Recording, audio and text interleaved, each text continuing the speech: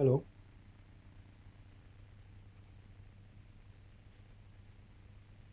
हाय दोस्तों, आपके YouTube channel पे मेरा स्वागत है। मैं अभी आप लोग का जो एलटी ग्रेड की ज्योग्राफी को लेकर चल रहा था, एलटी ग्रेड की ज्योग्राफी में प्रैक्टिस सेट करवा रहा था। आपका तीसरा या चौथा प्रैक्टिस सेट होगा। और आपको पता है मैं बस ज्योग्राफी का कराता हूँ। इस पर जब मेंस का होगा तो मेंस को भी मैं लिखवाऊंगा, आपको अच्छी तरीके से लिखवा के पूरा करूंगा मेंस का। इसमें जब लिखवाने की बात आएगी तो मैं अच्छी तरीके से आपको पूरा का पूरा 150 शब्द और 200 शब्दों की प्रैक्टिस मैं अपने इस चैनल के माध्यम से आपको करा दूंगा, क्वेश्चन वाइज। हर क्लास की एनसीईआरटी और जितने भी यूपी बोर्ड के गाइड्स होते हैं सबका एक कंपाइलेशन बना के आपको एक एक चीज़, जैसे मैं क्वेश्चन का पेपर इस पर कुछ दिन के बाद पैटर्न डाल दूंगा उसका मेंस वाला, कि मेंस वाला क्वेश्चन पेपर कैसा है आप लोगों का, ठीक है।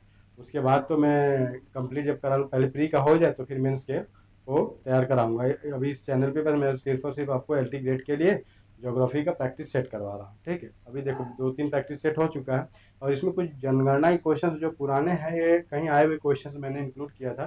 तो उसको आप एक काम किया करिए कि वहाँ पे 2011 ऐड कर दिया करिए, और नहीं तो कभी कभी पूछ भी देता है, उसको भी आप मेंशन करके ही चला कीजिए। क्योंकि कमेंट में कुछ लोगों ने कहा था कि सर जनगणना का क्वेश्चन थोड़ा पुराना है। तो ठीक है, मैं मानता हूँ उसको, जनगणना का क्वेश्चन पुराना है, क्योंकि मैंने क्वेश्चन पेपर जब सेटअप करवाया था तो उन्होंने कुछ गलतियाँ कर दी थी। मैंने बोला था उनको कि जहाँ जहाँ 2011 की जनगणना, 2001 की जनगणना के क्वेश्चंस मेंशन है इसमें, 2011 कर देना है आप, लेकिन वो किए नहीं टाइप, जो मेरे टाइपिस्ट थे। तो इसलिए थोड़ी सी प्रॉब्लम हुआ है, उसके लिए मैं आप लोगों को सॉरी बोलता हूँ। लेकिन बस वही चीज़ है कि बाकी जैसे भी होगा आगे सारी चीज़ें मैं कंटिन्यू करूँगा आपका, ठीक। तो आज चलिए, आज शुरू करते हैं। आज का पहला क्वेश्चन अपना क्या है, ये देख लीजिए क्या है। भारत भारत ने विदेशी उद्यमियों को 100% स्वामित्व प्राप्त करने की अनुमति दी। अभी आपने देखा था ना एफडीआई। एफडीआई मतलब क्या होता है, फॉरेन, ये एफडीआई था ना। एफडीआई क्या था, ये क्या होता है, ये होता है अपना विदेशी पूंजी निवेश। को क्या विदेशी पूंजी निवेश, इसमें होता है कि आपके विदेशों में कि हर चीज में कितनी स्वामित्व आप उनको दे रहे हैं। किसी को कहते नहीं 51 और 49% का हकदार होगा, किसी में 100% आप यहाँ लगा आके कर सकते हो, ठीक। इन्वेस्टमेंट होता है एक तरह से, ये investment foreign, foreign foreign direct investment है, ठीक है। ये पूंजी निवेश है। तो इसमें क्या है कि इस उद्योग को 100% दे दिया गया। अभी ताजा तरीन में आप देखिए एल को कितना दिया है, एल को 100% किया गया इस बार। तो इसमें क्या है, इसमें जो जिसमें 100% लोगों को बोला गया कि अपना सारा पैसा लगाओ आके, तो क्या पेट्रोल रसायन उद्योग क्या है इसमें, ये जो पेट्रोल रसायन उद्योग है ना, इसमें 100%, इसमें क्या किया गया, 100% एफडीआई लागू है भारत में। इसमें एफडीआई क्या है, इसमें एफडीआई 100% लागू है, 100% लागू है। तो भैया कोई भी आके 100% स्वामित्व वाला कंपनी यहाँ पे बन सकता है और अपना कोई उद्योग पेट्रोल रसायन से संबंधित लगा भी सकता है, ठीक। पेट्रोल रसायन से उद्योग संबंधित लगा भी सकता है, ठीक। यही यही बात इसमें कही गई और इसमें कोई नई बात नहीं कही गई। नेक्स्ट क्वेश्चन आप देखिए क्या कह रहा है। भारत में सोयाबीन का सबसे बड़ा उत्पादक है। सोयाबीन भारत में सबसे ज्यादा कहाँ उत्पादित की जाती है, इसको आपको अच्छी तरह पता होना चाहिए। आपके एमपी पीसीएस के लिए भी क्वेश्चन इंपॉर्टेंट है, क्योंकि एमपी स्पेशल का है क्वेश्चन। यहाँ पे क्या है, मध्य प्रदेश, एमपी। एमपी क्या है आपका, सोयाबीन में क्या है, सोयाबीन में सबसे ज्यादा उत्पादन करता है। सर्वाधिक उत्पादन किसका करता है, सोयाबीन का करता है। तमिलनाडु आपको पता है। महाराष्ट्र कपास और गन्ना ले लो मेरे भाई, कपास और गन्ना ले लो, ठीक। और क्या है, पंजाब, पंजाब में गेहूं ले लो, गेहूं और धान ले लो, गेहूं और धान ले लो, और अन्य फसलें ले लो, ठीक। और क्या है, अब देखो मैं बता दूं आपको, पंजाब क्या है, ये जलोढ़ मैदान यानी गंगा के मैदान वाला इलाका है, गंगा के मैदान वाला इलाका है, ठीक।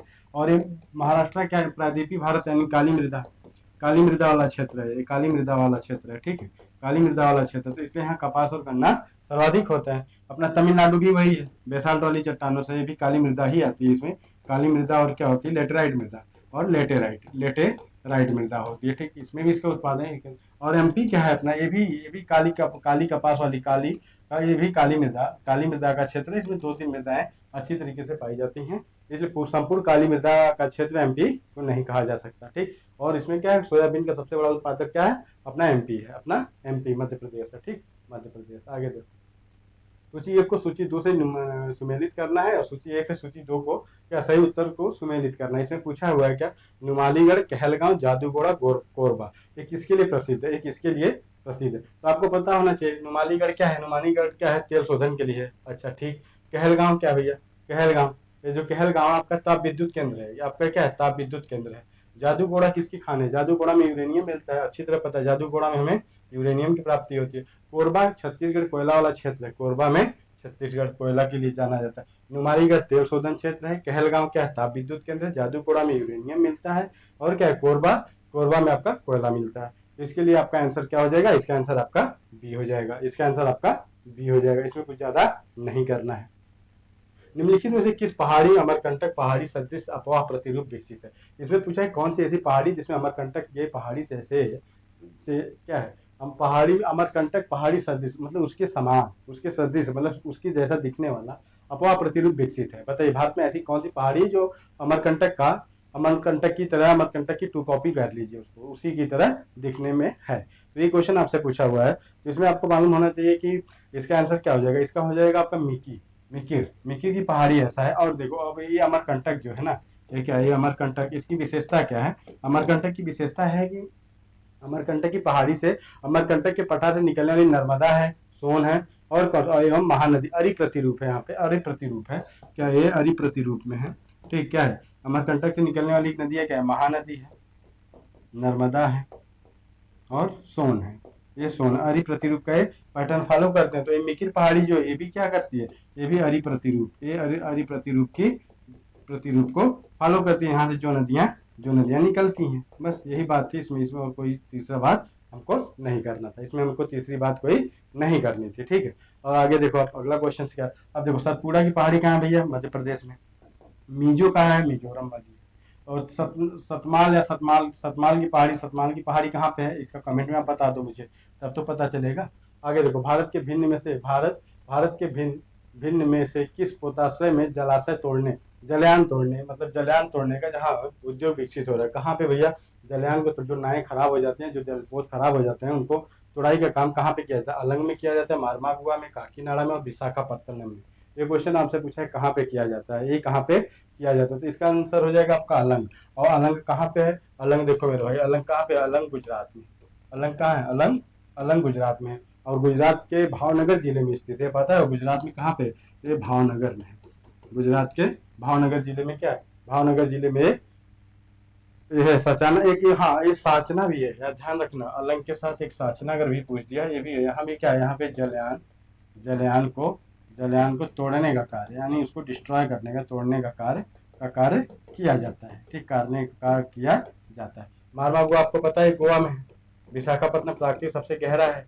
ठीक, और काकीनाडा आंध्रा में है, काकीनाडा आंध्र प्रदेश में है, आंध्र प्रदेश में है। ठीक, इतनी बातें आपको अच्छी तरह से पता होनी चाहिए, अच्छी तरह से इतनी बातें पता होना चाहिए। ठीक, और बताइए सबसे बड़ा केंद्र है भारत में जलयान तोड़ने का, अलंग भावनगर वाला।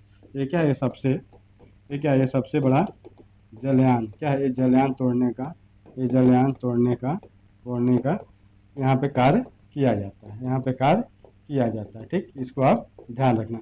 अलंग कहाँ है आपका, अलंग गुजरात के भावनगर में। अलंग कहाँ पे है, गुजरात के भावनगर में। इसको आप ध्यान रखेंगे, इसको आप ध्यान रखोगे। ठीक, अगला क्वेश्चन देखो आप, आपके लिए अगला क्वेश्चन क्या कह रहा है।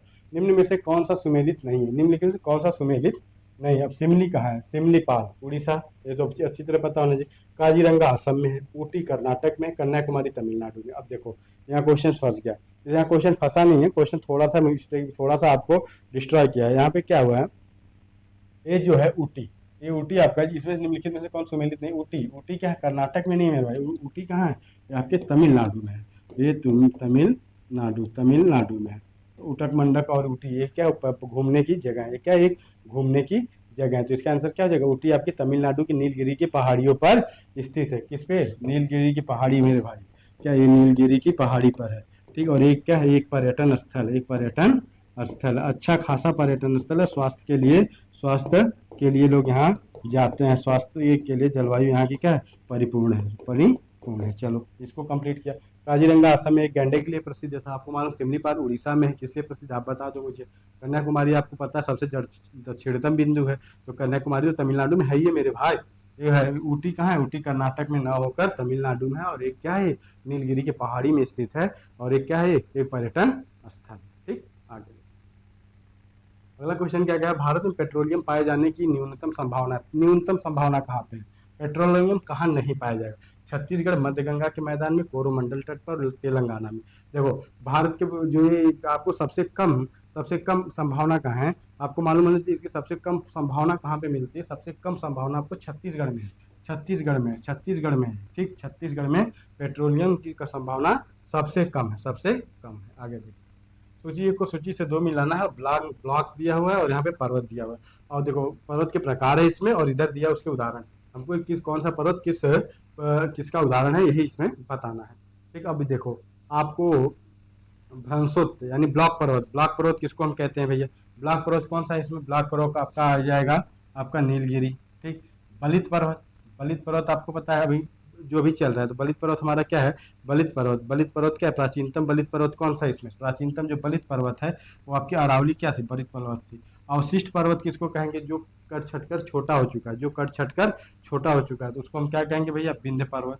और क्या? ज्वालामुखी, राजमहल की पहाड़ियाँ, इसको हम क्या कह देंगे? इसको हम कह देंगे राजमहल की पहाड़ियाँ। ये इससे निर्मित हुए हैं, क्या है? इसी से निर्मित हुए हैं। ठीक, आगे देखो मेरे भाई, आगे देखो, इसका आंसर आपको मिलाना है, इसका आंसर आपको मिलाना है, तो इसका आंसर आप सीधे सीधे मिला दोगे सी, इसका आंसर सी मिला देंगे। आगे देखो, निम्नलिखित में से कौन सी नदी भारत नेपाल की सीमा बनाती है? गंडक, काली, कोसी और तीस्ता। आपको मालूम होना चाहिए, इसके बारे में हमने आपको बता दिया था, इसके बारे में बताया था आपको। जो काली नदी है ना, ये काली नदी से गंगा, शारदा अथवा चौका नदी के नाम से जाना जाता है। ठीक है, इसका नदी के नाम से जाना जाता है। नेपाल और उत्तर प्रदेश के बीच भी सीमा बनाती है। ठीक, ये क्या है? नेपाल और यूपी के पीलीभीत जिले में क्या है? ये सीमा बनाती है। ठीक, ये सीमा बनाती है। और ये क्या बनाती है भैया? यही एक ऐसी नदी है जो सीमा बनाती है। ठीक, काली नदी कौन सी? भारत और नेपाल की सीमा को निर्धारित करती है काली नदी। गंडक का एक और नाम बता देंगे आप मुझे? गंडक कहाँ से निकलती है? कोसी नदी बिहार का शोक। तीस्ता कहाँ पे बहती है? बांग्लादेश में बहती है तीस्ता, या तो ब्रह्मपुत्र का ही नाम तीस्ता है, ये बताएंगे आप? अगर बताना होगा तो कमेंट में बताइएगा। आगे चलिए, फरक्का बैराज के बारे में पूछा हुआ है। फरक्का बैराज का निर्माण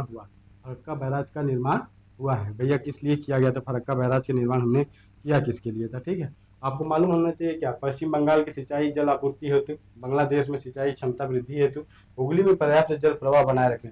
देखो यही एक कारण था, हुगली नदी जब सूख जाती थी तो उसी को बैराज बना दिया गया, और उसी को बैराज बनाकर क्या कहते? हुगली बैराज क्या होता है ना, ऐसे पानी को रोक के दिया जाता है, पानी की दिशा को मोड़ दिया जाता है, दिशा को मोड़ के जहाँ पहुंचाना होता है वहां पहुंचा देते हैं, उसको बैराज कहते हैं। उसको हम क्या कहते हैं? उसको हम बैराज कहते हैं। ठीक, आपको ध्यान रखना, हुगली नदी में पर्याप्त जल प्रवाह को बनाए रखने के लिए ये काम। फरक्का बैराज जो है 38 किलोमीटर लंबी एक नहर निकाली गई। ठीक, भागीरथी के माध्यम से इसको 45,000 क्यूसेक पानी, कितना? 45,000 क्यूसेक पानी हुगली नदी पर पहुंचता है। किस पे? भागीरथी के सहयोग से। जो भागीरथी जाके वहां पे गंगा को भागीरथी बोल रहे हैं होता है। और इससे क्या, हुगली नदी में क्या होता है? नौ परिवहन का क्या होता है? साल भर जल स्तर बनाता है। नौ परिवहन इसमें होता है, इसको बनाए रखने के लिए यही कार्य वहां पे किया गया। ठीक, 45,000 क्यूसेक पानी इसमें भागीरथी के माध्यम से पहुंचाया जाता है। तो इससे क्या होता है? वहाँ सुचारू रूप से जलयान की व्यवस्था और क्या बना रहता है? जो नौ परिवहन साल भर चलता रहता है। ठीक, आगे देखो आप, निम्न में से कौन सा सिर्फ रसायन एवं रासायनिक पदार्थों हेतु निर्मित बंदरगाह है? भैया कोच्चिन है, तूतीकोरिन है, दाहेज और विशाखापत्तनम। आपको पता होना चाहिए, जो गुजरात का दाहेज है, ये जो आपका गुजरात का दाहेज है, ये टोटली केमिकल यानी रसायन उद्योग के लिए बनाया गया दहेज ना। निर्माण के रसायन और रासायनिक पदार्थों का यहाँ से निर्यात किया जाता है। विदेशों को क्या किया जाता है? यहाँ से निर्यात किया जाता है। आप इसको याद रखिएगा।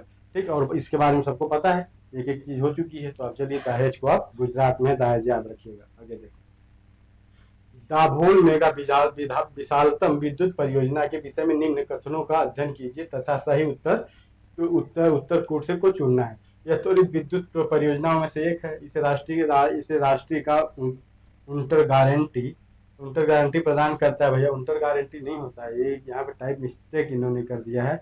काउंटर गारंटी क्या है? काउंटर गारंटी प्रदान की गई है, और यह एक सुपर थर्मल परियोजना है, और इसकी प्रति इकाई उत्पादन लागत न्यून है। यही क्वेश्चन आपसे पूछा हो, तो इसका आंसर देखो क्या होगा।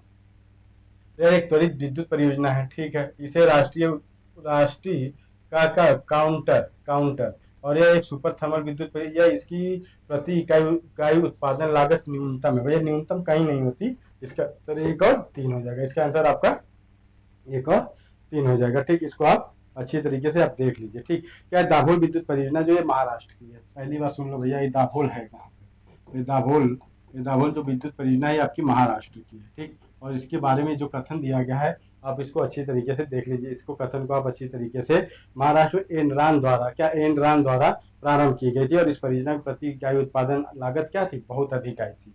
ये न्यूनतम की जगह आप यहाँ पे करेंगे अधिक है, बस अधिक है। ठीक, इसको आप नोट कर लो। ठीक, इसका आंसर हो गया आपका 1 2 3, चौथा गलत है।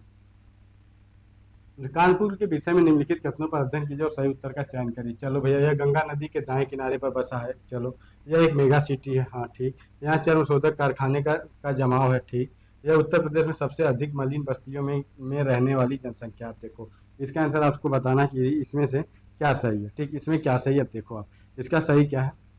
यह गंगा नदी के दाएं किनारे पर स्थित है, ये बात बिल्कुल सही है। ठीक, यह एक मेगा सिटी है। यह एक मेगा सिटी है। क्या मेगा सिटी है? नहीं, मेगा सिटी नहीं है। जिसकी जनसंख्या कितनी है? 30 लाख है, 40 लाख। ये मेगा सिटी आपकी नहीं, एक महानगर है। ठीक, ये क्या है? एक महानगर है। ठीक, ये आपका नहीं है। यहाँ चर्म शोधन कारखाना है, यहाँ चर्म शोधन के लिए प्रसिद्ध है। ये बात को अच्छी तरह पता होना चाहिए। हाँ, यहाँ चर्म शोधन होता है। चौथा क्या है? यहाँ पर उत्तर प्रदेश की सबसे अधिक मलिन बस्तियों में रहने वाली जनसंख्या निवास करती है। हाँ भैया, निवास करती है। इसका आंसर आपका क्या हो जाएगा? 1 2 3, 1 2 4, मतलब 1 3 4। ठीक, 1 3 4, इसका आंसर डी हो जाएगा। भारत का निम्नलिखित में से कौन सा सबसे बड़ा हौजरी उत्पादक केंद्र है? हौजरी, सबसे ज्यादा हौजरी उत्पादन कहाँ पे किया जाता है भारत में? ये क्वेश्चन आपसे इन्होंने पूछा है। हौजरी के बारे में बताना, हौजरी होती क्या है, हौजरी जो होता है उसको बताइए। हौजरी का सबसे बड़ा उत्पादन भारत में कहाँ पे होता है? तो आपको पता होना चाहिए हौजरी में क्या होता है। तीरथपुर, कानपुर ऊनी वस्त्र के लिए जाना जाता है, ये भी जाना जाता है। कोलकाता में ऐसी कोई बात नहीं, लुधियाना। हौजरी के लिए क्या है? उत्पादन के लिए, हौजरी उत्पादन में सर्वाधिक किसको जाना जाता है भैया? लुधियाना को। लुधियाना कहाँ पे है? लुधियाना कहाँ पे है? उत्तर प्रदेश। भारत के हौजरी इकाइयों में क्या है? लगभग 1100 से 90% अधिक इकाइयां कहाँ? पंजाब और हरियाणा में लगी हुई। कहाँ पे? पंजाब। ये जो है आपका 90% हौजरी, ये क्या है? ये क्या है? पंजाब और हरियाणा में। कहाँ पे? पंजाब और हरियाणा में लगाई गई, लगाई गई, ये लगाई गई। ठीक, पंजाब और हरियाणा में लगाई गई है। ठीक है, इतनी बातें आपको अच्छी तरह से पता होना चाहिए। ठीक, इतनी बातें आपको पता होनी। और इसी में क्या है? लुधियाना जो है ये हौजरी के उत्पादन में सर्वाधिक उत्पादन करता है। हौजरी का, हौजरी में सर्वाधिक उत्पादन कौन करता है? लुधियाना करता है। ठीक, चलो अगला क्वेश्चन देखो। निम्न में से किसका सुमेल नहीं? एल्युमिनियम राउरकेला, तांबा नामरूप, और मशीन और औजार पिंजौर, भारी विद्युत उपकरण। आप देखो, आप ये क्वेश्चन बहुत अच्छे क्वेश्चन है। ये सब क्वेश्चन देखो आपको एग्जाम में देखने को अवश्य मिलेंगे, और ऐसे ही क्वेश्चन एलटी ग्रेड में पूछेगा। ये नहीं कि एलटी ग्रेड में कहाँ से क्वेश्चन लाएगा, एलटी ग्रेड में हर चीज, हर टॉपिक को टच करते हुए क्वेश्चन वो पूछेंगे। तो इसको बताना है, इसको आपको बताना है कि निम्नलिखित में से कौन सुमेलित नहीं है, कौन सुमेलित नहीं है भैया। चलो आपको बताना है, तो आपका ए क्या है? ए क्या है? देखिए, एल्युमिनियम, राउरकेला एल्युमिनियम के लिए नहीं प्रसिद्ध है भैया, ये आपके लौह अयस्क के लिए प्रसिद्ध है। किसके लिए? लौह अयस्क, आपका लौह अयस्क हो गया। तांबा नामरूप, तांबा क्या है? तांबा नामरूप में उड़ीसा में के राउरकेला में लौह इस्पात कारखाना है। लौह और क्या है? इसका इस्पात का कारखाना है। ठीक, और यहाँ पे क्या एल्युमिनियम का कारखाना नहीं है। ये आपका आंसर ए होगा, ये जो सुमेलित नहीं। बाकी नामरूप, मशीन के पिंजौर सही है, विद्युत उपकरण रानीपुर, ये आपके सही सुमेलित। ये सब सभी सही सुमेलित, ये सब क्या है? ये आपके सही सुमेलित हैं। ठीक, आगे देखो आप अगला क्वेश्चन देखो क्या क्या है। भारत में संख्या से प्रभावित भूगर्भ जल सबसे अधिक, भूगर्भ जल जो होता है वो संख्या एक पदार्थ होता है, इसे सबसे ज्यादा विस्तृत है कौन? पश्चिम बंगाल, गुजरात, पंजाब और महाराष्ट्र। इसमें सबसे ज्यादा कहाँ पे? पश्चिम बंगाल में। आपको मालूम होना चाहिए पश्चिम बंगाल में एक बार न्यूज में भी आया हुआ था कि सबसे ज्यादा वहाँ पे क्या होता है, वहाँ के पानी जो जल, ग्राउंड वाटर लेवल है, जो पीने का जल है, उसमें संख्या की मात्रा सर्वाधिक हो जाती है। तो इसलिए वहाँ पे क्या होता है, पानी वहाँ का नुकसानदेह होता है, इसलिए लोगों को फ्लोराइड ज्यादा हो जाती है। ये सब जो जिसमें पानी अधिक मिला रहता है, तो आपको पीने से आपके स्वास्थ्य के लिए वो हानिकारक होता है। यही बात इसमें कही गई है। भारत में तिलहन का उत्पादन लगभग कितना है? तिलहन का उत्पादन, पहले तो आपको मैं बता दूं, पहले तिलहन का उत्पादन जो था आज के डेट में इसका 3 गुना 4 गुना हो गया। अभी ये जो 21 है, ये 40 और 41 के पार हो गया है। 40 और 41 मिलियन टन के क्या है? 40 और 41 मिलियन टन की क्या है? टन के पार हो चुका है। एक आंकड़ा पुराना दिया हुआ है इसमें, लेकिन इसमें 40 और 41 आप ऐड करोगे। ठीक, चलो निम्नलिखित में से कौन सा कथन समूह सही है? रेगुल मिट्टी ग्रेनाइट के अपेक्षा से निर्मित होती है। चलो भैया, लेटेराइट मौसमी वर्षा वाले उष्णकटिबंधीय क्षेत्रों में विशिष्ट मिट्टी है, ठीक। लाल मिट्टी लव ऑक्साइड संपन्न होती है, ठीक है। पर्वतीय मिट्टी परिपक्व मिट्टी होती है। परिपक्व मिट्टी हो सकती है क्या? पर्वतीय मिट्टी कभी आपको परिपक्व मात्रा में मिलेगी? कभी नहीं मिलेगी। तो इसमें से पूछा निम्नलिखित से सुमेलित कौन है? तो देखो, पहला क्या है? रेगुल मिट्टी, रेगुल काली मिट्टी में ग्रेनाइट का कोई सवाल ही नहीं उठता, ये आप इसको काट दो। लेटेराइट मौसमी वर्षा वाले उष्णकटिबंधीय क्षेत्रों में मिलती है, ठीक है, इसको हम सही मानेंगे। इसको हम क्या करेंगे? इसको हम सही करेंगे। तीसरा नंबर पे क्या करें? लाल मिट्टी में लौह ऑक्साइड संपन्न होती है, इसलिए मिट्टी लाल दिखाई देती है, ठीक। पर्वतीय मिट्टी क्या परिपक्व होती है? परिपक्व का मिट्टी का वो मतलब होता है, परिपक्व मिट्टी कभी नहीं, इसका क्या होता है? पर्वतीय मिट्टी का अपर्दन अपरदन सर्वाधिक होता है। ऐसी मिट्टी जिसका अपर्दन और अपक्षय बहुत कम होता है, उसको हम एक परिपक्व मिट्टी कहते हैं, इसलिए चौथा भी गलत हुआ। आपका आंसर क्या हो गया? 2 और 3 सही है, इसका मतलब बी आंसर सही माना जाएगा। जिप्सम प्रचुर मात्रा में उपलब्ध है बिहार में, गुजरात में, मध्य प्रदेश और राजस्थान में। तो आपको मालूम होना चाहिए जिप्सम के मामले में कौन? राजस्थान नंबर 1 पे। और जिप्सम से क्या होती है? इसे हर्ष जोड़ भी कहते हैं, हर्ष जोड़, हर्ष जोड़ या हर्ष जोड़ भी कहते हैं। इससे क्या होता है? इससे मूर्ति बनाई जाती है। प्लास्टर ऑफ पेरिस से जिप्सम मिला की मूर्ति बनाई जाती है। जब लोगों की हड्डियां टूट जाती हैं, हड्डियां टूट जाती हैं, हड्डियां टूट जाती हैं, तो लोगों को हाथ, इसी से लोगों को वो जो प्लास्टर चलता है ना, जो हाथ प्लास्टर चढ़ाया जाता है, इसमें आपका जिप्सम मिला होता है, ठीक। ये राजस्थान में सर्वाधिक मिलता है। अप्रैल मई में नार्वेस्टर से वर्षा होती है। अप्रैल मई में नार्वेस्टर से वर्षा कहाँ पे होती है? अप्रैल मई में नार्वेस्टर से वर्षा कहाँ पे होती है? आपको बताना है। अप्रैल मई में नार्वेस्टर से वर्षा कहाँ पे होती है? अब पता होना चाहिए। तमिलनाडु में कोई मतलब ही नहीं है, हिमाचल प्रदेश इससे कोई मतलब नहीं, गोवा में मतलब ही नहीं है। मतलब कहाँ से? पश्चिम बंगाल से। पश्चिम बंगाल से नार्वेस्टर से वर्षा कहाँ पे होती है? पश्चिम बंगाल में हो जाती है। चलो अगला क्वेश्चन देख लो। वर्ष 1991 की जनगणना के अनुसार भारत के 4 बृहद नगरों समूहों का और एक 1991 यहाँ से पूछा। अभी 4 आपको वही है, उसमें चेंजिंग कोई नहीं हुई है, उसमें चेंजिंग कोई नहीं है, तो आपको बी बता देना है, मुंबई, कोलकाता, दिल्ली और चेन्नई। यही है आंसर आज के डेट में भी। अगर इसको मैं 2011 की जनगणना कर दूं तो भी आपका आंसर मुंबई, कोलकाता, दिल्ली और चेन्नई आएगा। कथन है, यमुना नदी दिल्ली और आगरा के मध्य मृत नदी है, कारण यमुना सतत वाहिनी नदी नहीं। यमुना क्या सतत वाहिनी नदी नहीं है? यमुना एक सतत वाहिनी नदी है।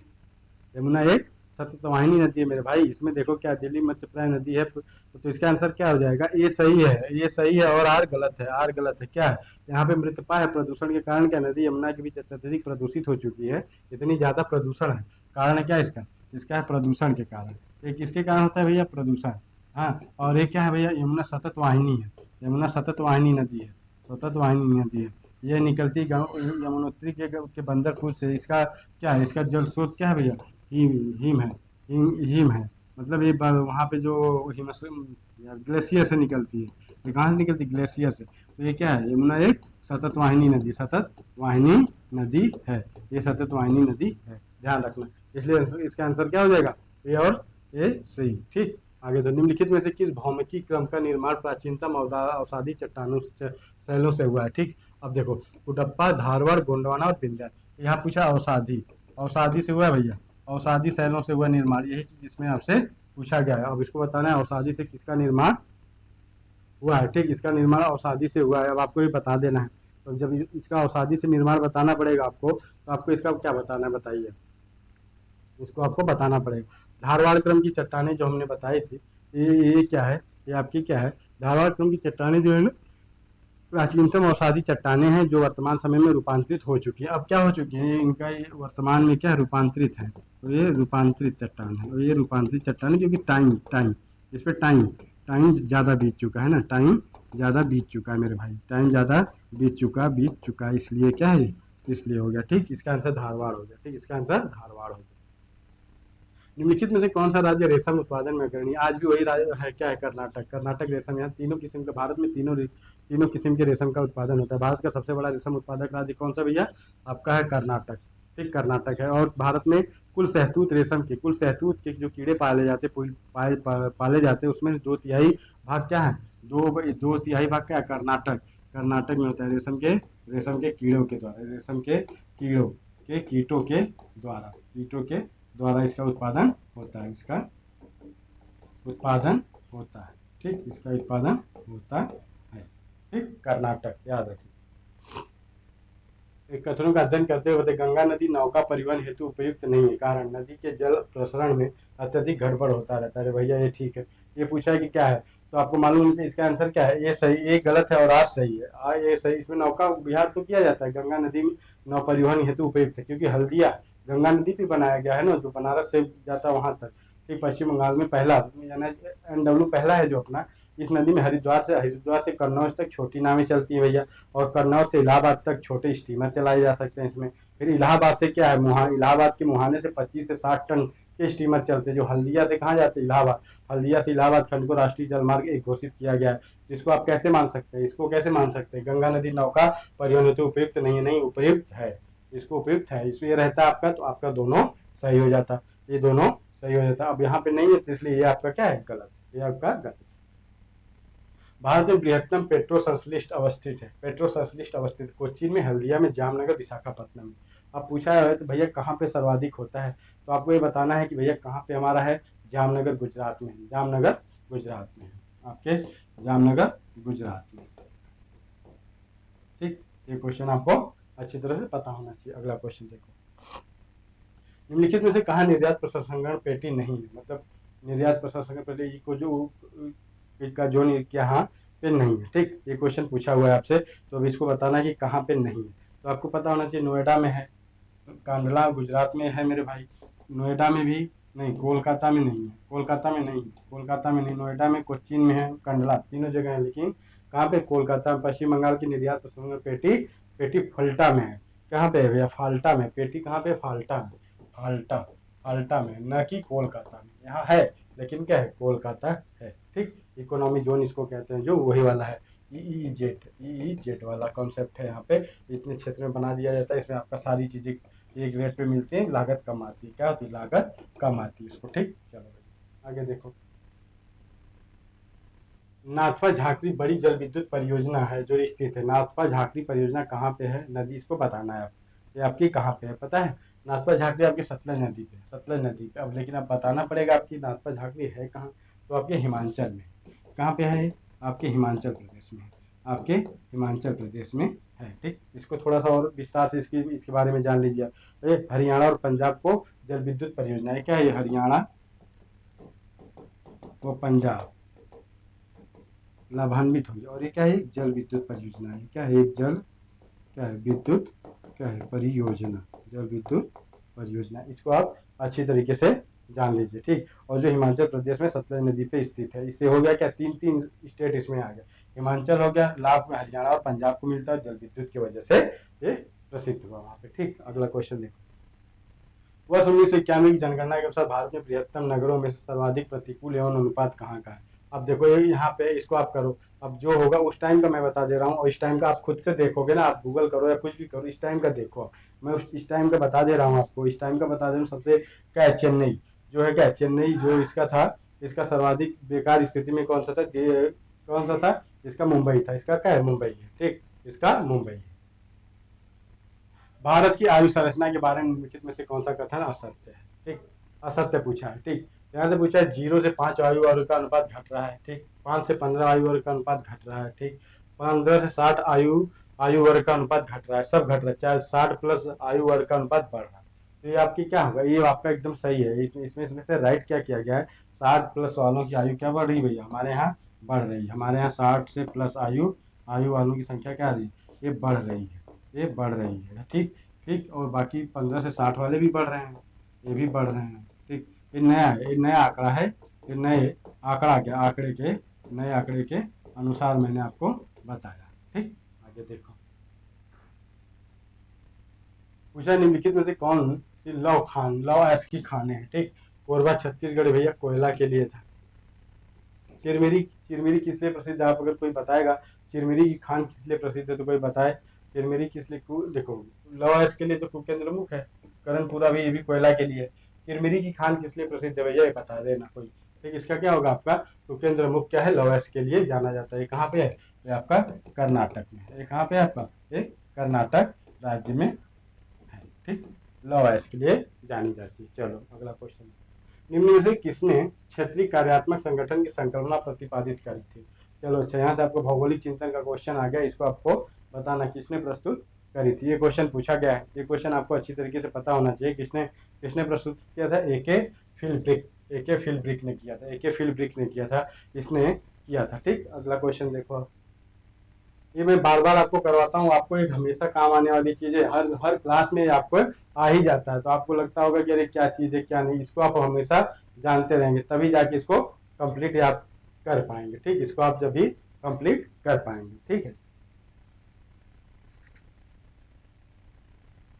चलिए आज यहीं पे रोक देते हैं। 100 नंबर पे क्वेश्चन को 100 नंबर पे रोकते हैं, क्योंकि कुछ आवाजें आ रही है, अभी क्लास खराब हो जाएगी, इसलिए आपको क्लास आज यहीं तक करते हैं। सेट पेपर यहीं पे कंप्लीट करते हैं। ठीक, आप लोग का बहुत बहुत धन्यवाद।